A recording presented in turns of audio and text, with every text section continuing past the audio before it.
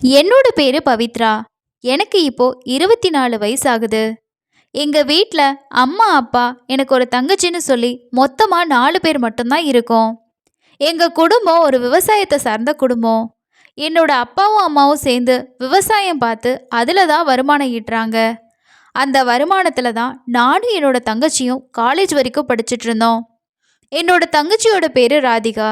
அவ என்னை விட 2 வயசு சின்ன பொண்ணு.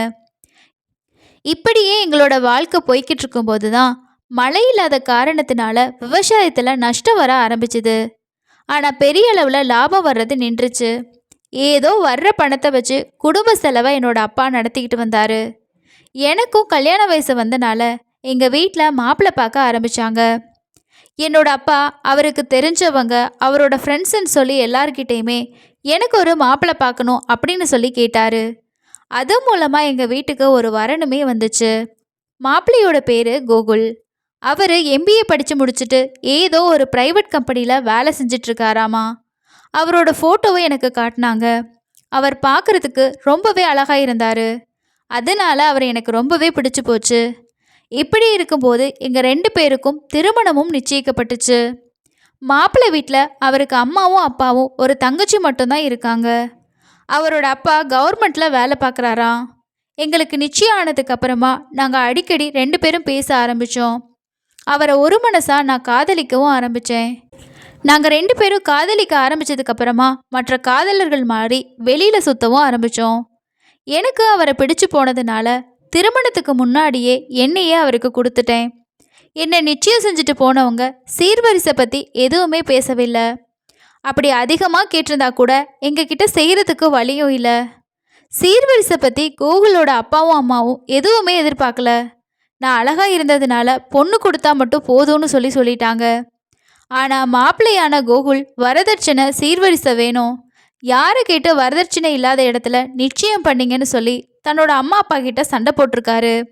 அவரோட அம்மா அப்பா அவரை எவ்வளவோ சமாதானப்படுத்தியும் அவர் கேட்கவே இல்லை. ஏன்னா அவரோட படித்த ஃப்ரெண்ட்ஸ் எல்லாமே கல்யாணம் செஞ்ச இடத்துல நிறைய வரதட்சணை வாங்கியிருக்காங்க. அந்த வரதட்சணையை வச்சு பெரிய பெரிய தொழிலும் ஆரம்பிச்சிருக்காங்க. அதே மாதிரி நானும் இருக்கணும்னு சொல்லி இந்த கல்யாணத்துக்கு மறுப்பு தெரிவிக்க ஆரம்பித்தார்.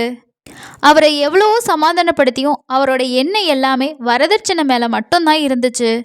எங்களால் அவர் கேட்ட வரதட்சணையை கொடுக்க முடியாது அப்படின்னு தெரிஞ்சு ஒரு கட்டத்தில் இந்த திருமணத்தையே நிறுத்துறதுக்கு முடிவு பண்ணிட்டாரு. அவர் பணத்து மேலே காட்டின ஆர்வத்தை என் மேலே காட்டவே இல்லை. அவர் காமத்துக்காக மட்டும்தான் என்னை பயன்படுத்திக்கிட்டாரு. இதுக்கப்புறமா வரதட்சணை கொடுக்காததுனால தான் இந்த கல்யாணத்தை நிறுத்துறேன்னு சொல்லி தன்னோட அம்மா அப்பா மூலமாக எங்கள் வீட்டுக்கு சொல்லி அனுப்பிட்டாரு. இதை கேட்டதுமே அவங்களோட மனசு ரொம்பவே நொறுங்கி போச்சு. நான் ஆசையாக காதலிச்ச காதலன் இப்படி சொன்னதை நினச்சி நானுமே இடிஞ்சு போயிட்டேன். என்னால் இந்த விஷயத்தை ஏற்றுக்கவே முடியலை. ரொம்பவே இடிஞ்சு போயிட்டு சோகமாக ஒரு மூலையில் உட்கார ஆரம்பித்தேன்.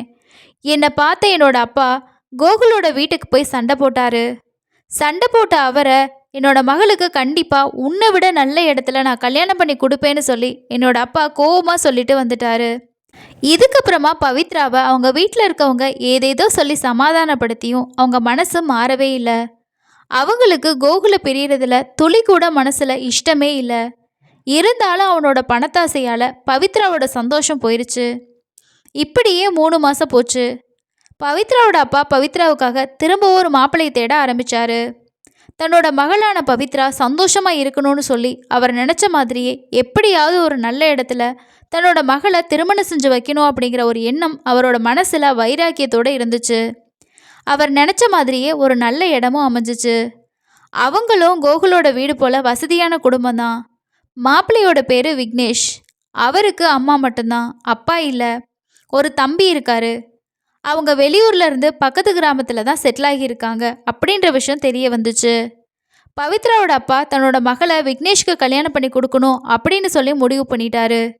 விக்னேஷும் ஏதோ ஐடி கம்பெனியில் அதிக சம்பளம் வாங்குற அளவுக்கு வேலை செய்கிறதா அரசல் புரசலாக கேள்விப்பட்ட பவித்ராவோட அப்பா தன்னோட மகளை விக்னேஷ்க்கு தான் கல்யாணம் பண்ணி கொடுக்கணும் அப்படின்னு சொல்லி ரொம்பவே ஸ்ட்ராங்காக யார்கிட்டையும் விசாரிக்காமல் கூட இந்த கல்யாணத்தை முடிவு பண்ணியிருக்காரு.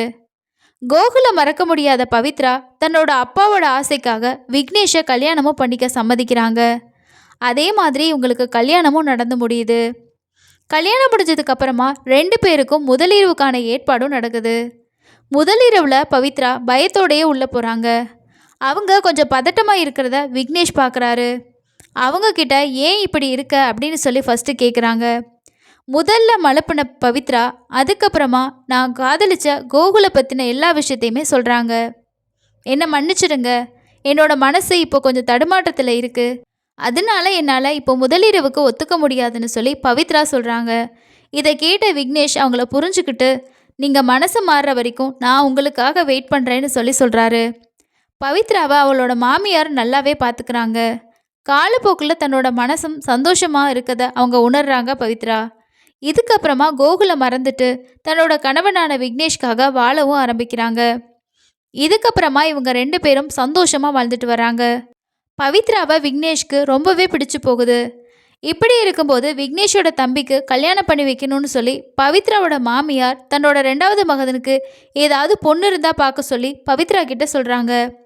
பவித்ராவும் சரி, நாம் இருக்க குடும்பம் ரொம்பவே நல்ல குடும்பம்னு யோசிச்சு தன்னோட தங்கையான ராதிகாவையே தன்னோட கொழுந்தனாருக்கு கல்யாணம் பண்ணி கொடுக்கலாம் அப்படிங்கிற முடிவுக்கு வர்றாங்க. அந்த பையனோட பேர் கார்த்திக். இதுக்கப்புறம் தன்னோட வீட்டில் பேசி தன்னோட தங்கச்சியான ராதிகாவை கார்த்திக்கு கல்யாணம் செஞ்சு கொடுக்கும்படி பவித்ரா பேசுகிறாங்க. அவங்களும் சம்மதிச்சு ராதிகாவை கார்த்திக்கே கல்யாணம் பண்ணியும் கொடுக்குறாங்க. இப்படி ராதிகாவோட வாழ்க்கையும் ரொம்பவே சந்தோஷமாக போகுது. பவித்ராவும் ராதிகாவும் ஒரே வீட்டில் சந்தோஷமாக வாழ்ந்துட்டு வராங்க. இப்படி 2 மாதம் போகும்போது ராதிகா படிப்படியாக பவித்ரா கிட்ட பேசுகிறதையே குறைச்சிக்க ஆரம்பிச்சிருக்காங்க. திடீர்னு அவங்க அந்த வீட்டில் யார்கிட்டையுமே அதிகமாக பேசுகிறதே இல்லை. அதை பார்த்த பவித்ரா இவ ஏன் இப்படி நடந்துக்கிறா அப்படின்னு யோசிக்க ஆரம்பிக்கிறாங்க. ராதிகா நடந்துக்கிறத நினச்சி அவங்களுக்கு ஒன்றுமே புரியல. சரின்னு கொஞ்ச நாள் அப்படியே விட்டுறாங்க. ஆனால் அவங்க பேசவே இல்லை. சரி, நம்மளாவது போய் பேசலான்னு நினச்சி பவித்ரா போயிட்டு ராதிகா கிட்ட பேசினாலும் பவித்ராவை அவங்க கண்டுக்காம அவங்களோட வேலையை மட்டும் பார்த்துட்டு இருந்திருக்காங்க. சில நேரம் ஏதாவது கேட்டால் கூட பதில் சொல்லாமல் இருக்கிறது, இப்படியே இருக்காங்க. பவித்ராவுக்கும் இவ ஏன் இப்படி இருக்கா அப்படிங்கிற ஒரு கேள்வி அவங்களோட மனசில் ஒரு குழப்பமான சூழ்நிலையை உருவாக்குது. ராதிகாவை நோட்டம் விட ஆரம்பிக்கிறாங்க. ராதிகா எப்போவுமே தன்னோட ரூம்குள்ளேயே இருக்கா. தன்னோட கணவர் இல்லாதப்ப மட்டும் பவித்ரா கிட்ட வந்து அரைகுறையாக பேசுகிறது அவங்களுக்கு தோணுது. இதை மேலும் அவங்க நோட்டமிட ஆரம்பித்து தன்னோட தங்கச்சி கணவர் இல்லாத நேரத்தில் மட்டும் தான் கூட பேசுகிறா. ஆனால் கணவர் வந்தது உடனே அவன் நம்மளை கண்டுக்கிறதே இல்லைன்னு அவங்களுக்கு தெரிய வருது. இதை தெரிஞ்சுக்கிட்ட பவித்ரா தன்னோட தங்கச்சிக்கிட்ட இதை பற்றி கேட்கணும் அப்படின்னு சொல்லி முடிவு பண்ணுறாங்க.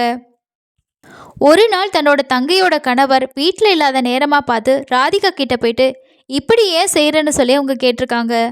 தன்னோட அக்கானு கூட பார்க்காம பவித்ராவை கண்டபடி திட்டி விட்டுருக்காங்க ராதிகா. இவ ஏன் இப்படி செய்கிறா, நம்மளை ஏன் இப்படி திட்டுறா அப்படின்னு அவங்க ரொம்பவே மனசு நொந்து போயிருக்காங்க. அவங்க கண்ணில் கண்ணீர் மலை மாதிரி பொழிய ஆரம்பிச்சிருக்கு. அவங்க தன்னோட ரூம்குள்ளேயே அழுதுட்டுருக்காங்க. அங்கே அவங்களோட கணவரான விக்னேஷும் வர்றாரு. அவர் தன்னோட மனைவியான பவித்ரா அழுதுகிட்டு இருக்கதை பார்த்து உனக்கு என்னாச்சு, ஏன் இப்படி அழுதுகிட்ருக்குன்னு சொல்லி கேட்குறாங்க. அழுதுகிட்டு இருந்த பவித்ரா நடந்த எல்லா விஷயத்தையுமே விக்னேஷ் கிட்ட சொல்கிறாங்க. உடனே விக்னேஷ் இதை பற்றி உங்ககிட்ட நான் சொல்லணும்னு நினச்சேன் அப்படின்னு சொல்லி பவித்ராவை பார்த்து சொல்கிறாரு. இவர் ஏன் இப்படி சொல்கிறாருன்னு அவங்க யோசிக்க ஆரம்பிக்கிறாங்க. இதுக்கப்புறமா நான் உங்ககிட்ட உண்மையை சொல்கிறேன், ஆனால் நீ அதுக்கு முன்னாடி ஒரு விஷயத்த கண்டிப்பாக செஞ்சே ஆகணும். நீ என்னோட அம்மாவுக்கும் தம்பிக்கும் சாப்பாட்டில் மயக்க மருந்தை கலந்து கொடுத்துரு, அதுக்கப்புறமா நான் எல்லா உண்மையுமே சொல்லிடுறேன்னு சொல்லி சொல்கிறாரு.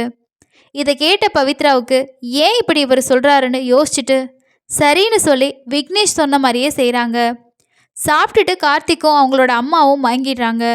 அதுக்கப்புறமா பவித்ராவையும் ராதிகாவையும் காரில் ஏற்றிக்கிட்டு வீட்டிலேருந்து ரொம்ப தூரம் வெளியில் போயிட்டு ஒரு இடத்துல நிப்பாட்டின விக்னேஷ் ஏன் இவ்வளவு தூரம் வந்தீங்கன்னு சொல்லி பவித்ரா யோசிக்க, நீ யோசிக்காமல் உண்மையை சொல்கிறேன் அப்படின்னு சொல்லி எல்லா உண்மையுமே சொல்ல ஆரம்பிக்கிறாரு. தன்னோட மனைவியான பவித்ரா கிட்ட நாங்கள் நீங்கள் நினைக்கிற மாதிரி வசதியான குடும்பம் எல்லாம் இல்லை, தெளிவாக சொல்லணும் அப்படின்னா இது எங்கள் குடும்பமே கிடையாது.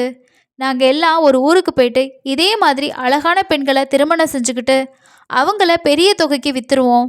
நாங்கள் நிறைய ஊருக்கு போயிட்டு யாருக்கும் சந்தேகம் வராத அளவுக்கு ஆடம்பரமான வாழ்க்கையை கொஞ்ச நாள் வாழ்வோம். அதுக்கப்புறம் அங்கே ஏதாவது அழகான பெண்கள் இருந்தால் அவங்கள கல்யாணம் பண்ணிக்குவோம். சில நாட்கள் கழித்து அவங்கள விற்றுருவோம் அப்படின்னு சொல்லி சொல்கிறாரு. இதை கேட்ட பவித்ராவும் ராதிகாவும் ரொம்பவே அதிர்ச்சி ஆகுறாங்க. உடனே பவித்ரா, ஏன் நீங்கள் எங்களை இதிலேருந்து தப்பிக்கிறதுக்காக உண்மையை சொன்னீங்களா அப்படின்னு சொல்லி கேட்குறாங்க. இவங்க கூட சேர்ந்து நான் நிறைய தப்பு செஞ்சுருக்கேன், நிறைய பெண்களை ஏமாற்றியே இருக்கேன். ஆனால் என்னவோ தெரியல, உன்னை மட்டும் நான் உண்மையாக காதலிச்சேன். என்னோட மனம் கவர்ந்தவன் நீ மட்டும்தான். ஆனால் உன்னை என்னால் இப்படி செய்ய முடியலை. தயவு செஞ்சு என்னை 2 பேரும் மன்னிச்சிடுங்க. நான் இனிமே இவங்க கூட இருக்க மாட்டேன். இதில் இவங்க 2 பேர் மட்டும் இல்லை, ஒரு பெரிய கும்பலே இருக்குது. நான் இப்படி செஞ்சது அவங்களுக்கெல்லாம் தெரிஞ்சா என்னை கொன்றுவாங்க. நான் இப்போவே எங்கேயாவது கண்காணாத இடத்துக்கு போயிட்டு பொழைச்சிக்கிறேன். நீங்களும் இங்கேருந்து தப்பிச்சு போயிருங்கன்னு சொல்லி விக்னேஷ் பவித்ராவை விட்டு பிரிய மனசு இல்லாமல் போயிட்டாரு. பவித்ராவும் நம்மளை இப்படி செஞ்சவங்கள சும்மா விடக்கூடாதுன்னு யோசிச்சு பவித்ராவும் அங்கே தங்கச்சி ராதிகாவும் பக்கத்தில் இருக்கக்கூடிய போலீஸ் ஸ்டேஷனுக்கு போகிறாங்க. பிறகு தன்னோட மாமியாராக நடித்தவங்க மேலேயும் கார்த்திக் மேலேயும் தன்னை ஏமாற்றி திருமணம் செஞ்ச விக்னேஷ் மேலேயும் புகார் கொடுக்குறாங்க. காவலர்கள் அந்த வீட்டுக்கு விரைந்து போயிட்டு மயக்கத்தில் இருந்த 2 பேரையும் அரெஸ்ட் பண்ணுறாங்க. இதுக்கப்புறமா இது தொடர்பாக வழக்கு பதிவு செஞ்ச போலீஸ் இதை தருவாக விசாரித்து அந்த சம்மந்தப்பட்ட எல்லாரையுமே அரெஸ்ட் பண்ணி சிறையிலேயே அடைக்கிறாங்க. இந்த சம்பவத்திலேருந்து தெரிய வர்ற விஷயம் என்ன அப்படின்னா, நாட்டில் எவ்வளவோ பிரச்சனை நடக்குது.